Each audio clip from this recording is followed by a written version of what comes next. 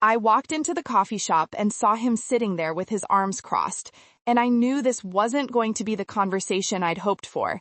His jaw was set in that way that told me he'd already made up his mind about something, and whatever I had to say wouldn't matter.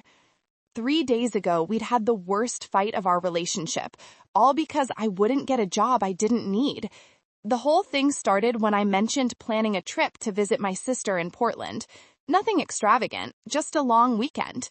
But the moment I said my parents would help with the flight, his face changed. That conversation spiraled into him telling me I was spoiled, that I didn't understand real life, that my family's money was making me soft. I'd spent those 3 days crying, confused, wondering how love could turn into resentment so quickly. Now here he was, coffee already ordered for himself, but not for me, staring at me like I was a problem to solve, rather than his girlfriend of 2 years. I slid into the chair across from him, my hands shaking slightly. The cafe was busy, full of the usual Thursday afternoon crowd. Students typing away on laptops, a mom trying to keep her toddler entertained, the barista calling out orders. Normal life happening all around us, while mine was falling apart. "Thanks for meeting me," he said, his voice flat. "Of course." I tried to smile, but my face felt stiff. "I've been thinking a lot about what you said, about everything. I actually looked into some therapists in the area. I thought maybe if we talked to someone together, we could work through this. There's this woman who has really good reviews and her rates are reasonable. I printed out her information." I reached into my purse, pulling out the folded paper I'd been carrying around like a lifeline. He didn't even glance at it. "I need to talk first." My hand froze halfway across the table. Something in his tone made my stomach drop. "I appreciate that you gave me space these past few days," he continued, looking just past my shoulder rather than at my eyes. It helped me get clarity on what I need. "Okay," I whispered. "I've thought about this a lot, and I need to give you an ultimatum." The word hit like a slap. If you want to stay with me, you need to find a job and cut off financial support from your family by the end of this month. The cafe noise seemed to fade. I could see his mouth still moving, but I couldn't process the words. End of this month. That was 2 weeks away. "You're serious?" I managed to say. "Completely. I can't be with someone who doesn't understand the value of work, who just takes handouts. It's not the life I want." "Handouts?" My voice cracked. "My parents help me because they want to, because they can.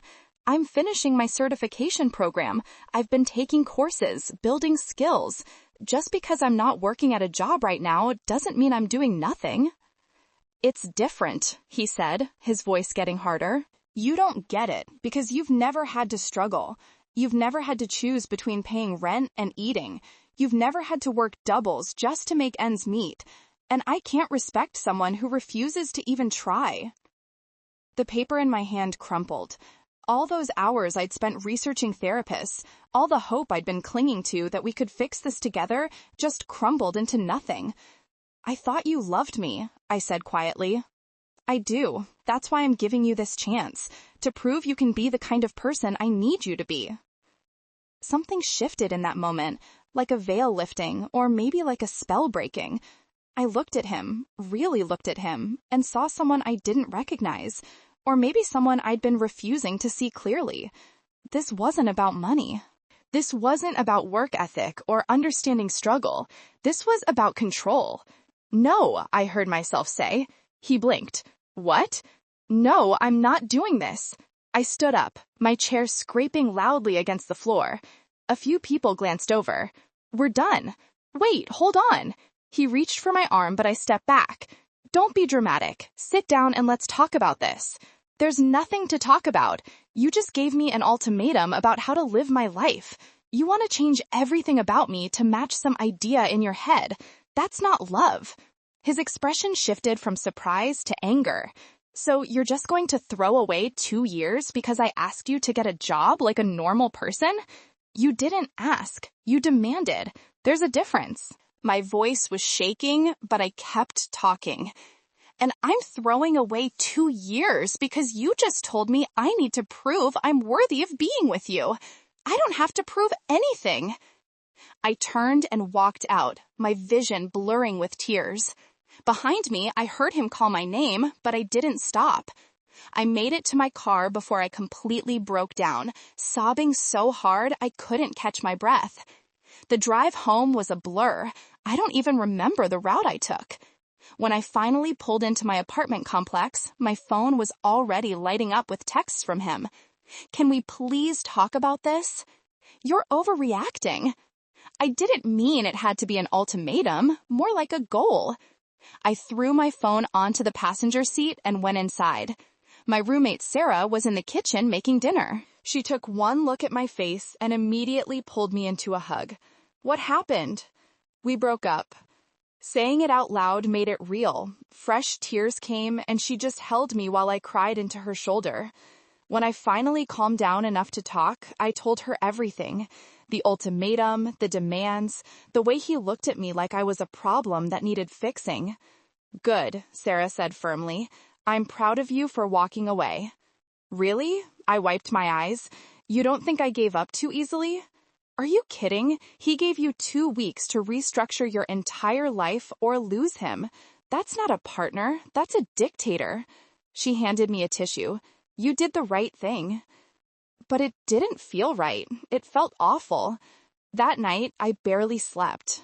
Every time I closed my eyes, I saw his face, remembered good times we'd had, our first date at the botanical gardens, the way he'd brought me soup when I had the flu, how he'd helped me study for my certification exams. Had I missed signs? Had this resentment been building the whole time? My phone wouldn't stop buzzing. More texts, now mixed with calls. I finally turned it off around midnight. The next morning, I woke up to find 17 missed calls and twice as many messages. Most were from him, but several were from mutual friends. Hey, heard you and Jake broke up? What happened? Are you okay? Jake seems really upset. Can we talk? I stared at the messages, anxiety creeping up my spine. I wasn't ready to deal with this. I wasn't ready to explain, to defend myself, to become the subject of group chat gossip. Sarah knocked on my bedroom door. You up? Yeah. She came in with coffee and sat on the edge of my bed. So I'm guessing he's been blowing up your phone? Him and everyone else. I showed her the messages. What are you going to tell people? I don't know. Part of me wants to tell them the truth, but another part of me just wants to say it was mutual and move on. I took a sip of coffee. I'm so tired, Sarah. I don't want to deal with drama and taking sides and people analyzing my relationship. That's fair, but you also shouldn't have to lie to protect him. I know. I just need to figure out what I want. The weekend was torture. Jake kept messaging, his tone shifting from apologetic to angry to desperate. He wanted to talk. He said we could work it out. He said I misunderstood. He said I was being unfair. I didn't respond to any of it. On Saturday, my mom called. I'd been avoiding telling my parents what happened, not ready for the conversation. But when I heard her voice, everything came spilling out. Oh, honey, she said when I finished. I'm so sorry. Do you think I did the right thing? Do you? I thought about it. Yeah, I do. I just wish it didn't hurt so much. That's how you know you loved him. But love isn't enough when someone doesn't respect you. She paused. For what it's worth, your father and I never understood why he seemed so bothered by us helping you. Good parents want to support their children. That's not something to be ashamed of. After we hung up, I felt a little lighter. But that didn't last long. Sunday evening, I got a message from our friend group chat. Someone had suggested we all meet up for dinner on Tuesday, like we usually did. My stomach nodded. I hadn't thought about how the breakup would affect our entire social circle. Most of our friends were people we'd met together. His coworker and her boyfriend. A couple from our hiking group. People who knew us as a unit. Jake responded immediately that he'd be there. Then everyone was chiming in, making plans. I stared at my phone, frozen. Could I go? Should I go? Would it be awkward? Would people expect us to talk? Sarah leaned over my shoulder. Are you going to that? I don't think I can. Then don't. Give yourself time. I sent a message saying I couldn't make it, kept it vague. Immediately, private messages started coming in. Are you okay? Did something happen with Jake? Please tell me you guys didn't break up. I felt trapped. If I kept avoiding questions, people would make up their own stories. But if I told the truth, I'd have to relive the whole thing over and over with each person who asked. Monday morning, I woke up to a message from Jake's coworker, Lauren. We'd become fairly close over the past year. Hey, can we meet for coffee? I want to hear your side. Your side. Like, there were sides to pick. But maybe talking to someone neutral would help. I agreed to meet her that afternoon. Lauren was already at the cafe when I arrived. Different cafe, same heavy feeling in my chest. Thanks for meeting me, she said, hugging me. Jake's been really upset. He told me what happened. What did he tell you? That he asked you to get a job and you broke up with him over it. She looked at me carefully. But I figured there was more to the story. I took a deep breath and told her everything. The ultimatum, the timeline, the way he'd refused to even consider therapy. How he made me feel like I had to earn his love by changing who I was. Lauren listened quietly, her expression shifting from neutral to concerned. Wow, she said when I finished. That's not at all what he made it sound like. I figured. He made it seem like you just refused to grow up or take responsibility. She shook her head. I'm sorry. That's really manipulative. The worst part is I still miss him. How messed up is that? He gave me an ultimatum, and I miss him anyway. That's not messed up. That's human. You loved him. You can't just turn that off. She reached across the table and squeezed my hand. But you definitely did the right thing. What he did wasn't okay. Talking to Lauren helped, but it also made me realize how many more of these conversations I'd have to have, how many times I'd have to explain, justify, defend my decision. That night, Jake called. I almost didn't answer, but something made me pick up. Thank you for answering, he said, his voice rough. I've been going crazy. Please, can we just talk? Really talk? Jake, I don't think there's anything left to say. There's everything to say. I messed up, okay? I know I did. The ultimatum was wrong. I was just so frustrated and I didn't know how to express it. He sounded desperate. But we can fix this. We can go to that therapist you found. We can work through this together. You didn't want to work through it together. You wanted me to do what you said or leave. I know. I was wrong. I'm sorry. He took a shaky breath. I love you. I don't want to lose you over this. My heart ached. This was the hardest part. Hearing him say the words I'd wanted to hear 3 days ago, but knowing it was too late. Jake, when you gave me that ultimatum, something broke. I can't unknow what I learned about how you see me. Which is what? That I see you as spoiled? I was angry. I didn't mean it. You see me as someone who needs to be fixed, someone whose life choices are wrong unless they match yours. That's not love. That's not fair. Isn't it? You literally told me I had to prove I could be the kind of person you needed me to be. Do you not remember saying that? Silence on the line. I remember, he finally said, quietly. Then you understand why I can't do this. I can't spend my life trying to prove I'm worthy of your respect. So that's it? 2 years and you're just done? You were done first. You just didn't realize it. My voice was steady now, even as tears ran down my face. When you gave me that ultimatum, you ended things. I just made it official. He didn't call again after that. The next few days were strange. I went through the motions of normal life while feeling completely numb. Went to my online classes, did my coursework, pretended everything was fine. More friends reached out. I gave them a shortened version of the truth, that we had different views on finances and life choices, and he'd given me an ultimatum I couldn't accept. Most people were supportive. A few seemed skeptical, like they couldn't believe Jake would do something like that. One of his friends, Marcus, actually sent me a long message about how I should reconsider, that Jake was a good guy who just wanted me to reach my potential. I blocked him. Sarah was amazing through all of it. She let me cry, let me rant, let me sit in silence when I didn't want to talk. She also forced me to eat and shower when I didn't want to do either. This is going to sound cliché, she said one night while we were watching TV, but you really will get through this, and you'll be stronger for it. I don't want to be stronger. I want to stop feeling like my chest is being crushed. I know, but that feeling will pass, and then you'll realize you dodged a bullet. I wanted to believe her. 2 weeks after the breakup, I finally felt ready to go out with friends again. The group dinner had been rescheduled, and this time, both Jake and I were invited. I almost said no, but then decided I was tired of hiding. I walked into the restaurant and immediately saw him at the far end of the table. Our eyes met briefly before he looked away. My heart hammered, but I kept my head up. I sat at the opposite end, between Lauren and another friend, Emma. The conversation was stilted at first, everyone clearly aware of the elephant in the room. But gradually, people relaxed, and it almost felt normal, until dessert arrived and Jake stood up. "Hey, can I say something real quick?" he said, not really asking. "I just want to clear the air about something." Oh no. I know everyone's aware that things ended between me and her. He gestured vaguely in my direction, not using my name. And I want you all to know there's no hard feelings on my end. Sometimes people just aren't compatible. When one person wants to coast through life and the other wants to build something real, it's not going to work out. The table went silent. Anyway, I hope we can all still be friends and hang out like normal. No need to make things weird. He sat down, looking pleased with himself. Several people looked uncomfortable. Lauren's eyes were wide. Emma's mouth hung open.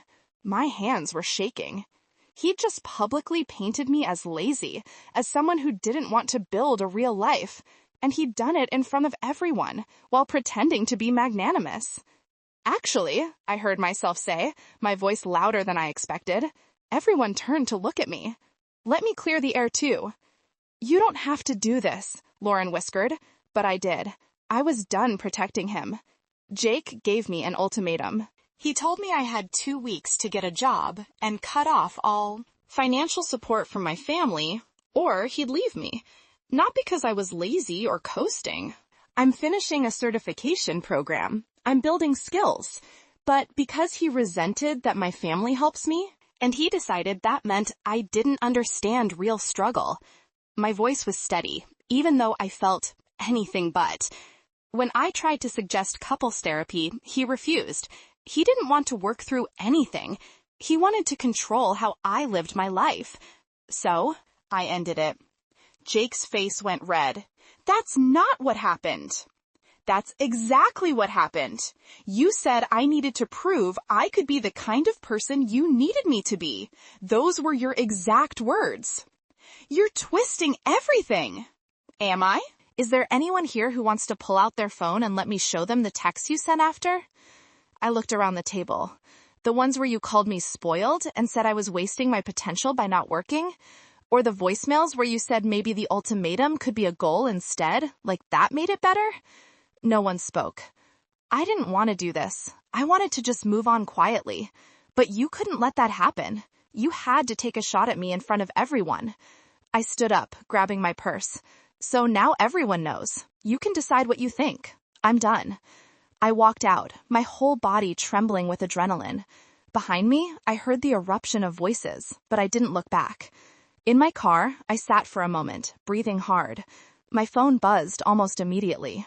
"Lauren, that was the bravest thing I've ever seen. We're all proud of you. Jake left right after you did. Emma's currently tearing him apart via text." I laughed, surprised by the sound. Then I cried. Then I laughed again. Over the next few days, I heard from almost everyone who'd been at that dinner. They apologized for not speaking up sooner, said they'd had no idea what really happened. Several admitted they thought the breakup seemed sudden, but hadn't wanted to pry.